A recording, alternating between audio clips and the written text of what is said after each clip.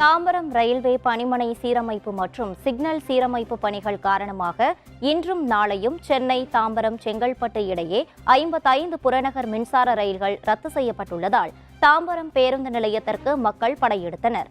இதனால் தாம்பரம் ஜிஎஸ்டி சாலையில் கடும் போக்குவரத்து நெரிசல் ஏற்பட்டுள்ளது. இதுகுறித்து கூடுதல் விவரங்களை எமது செய்தியாளர் ரிஷி வழங்க கேட்கலாம். தாம்பரம் ரயில்வே பணிமனை மற்றும் ரயில்வே சிக்னல் பராமரிப்பு பணிகளுக்காக இன்று முதல் ஆகஸ்ட் 14 வரை காலை மற்றும் மாலை வேளைகளில் சென்னை, தாம்பரம், செங்கல்பட்டு, கூடுவாஞ்சேரி ஆகிய பகுதிகளுக்கு செல்லும் மின்சார ரயில்கள் 55 ரயில்கள் தற்போது ரத்து செய்யப்பட்டுள்ளது. இதனைத் தொடர்ந்து மக்கள் பயணிப்பதற்காக சென்னை மெரினா கடற்கரை முதல் பல்லாவரம் வரை சிறப்பு ரயில்களும், செங்கல்பட்டு முதல் கூடுவாஞ்சேரி வரையும் சிறப்பு ரயில்கள் இயக்கப்பட்டு வருகின்றன.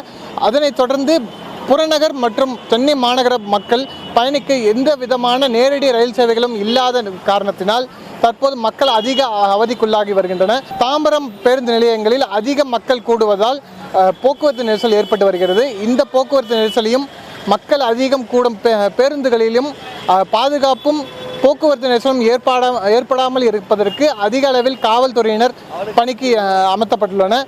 வேந்தர் செய்திகளுக்கு ஒளிப்பதிவாளர் நரேஷுடன் செய்தியாளர் ரிஷி.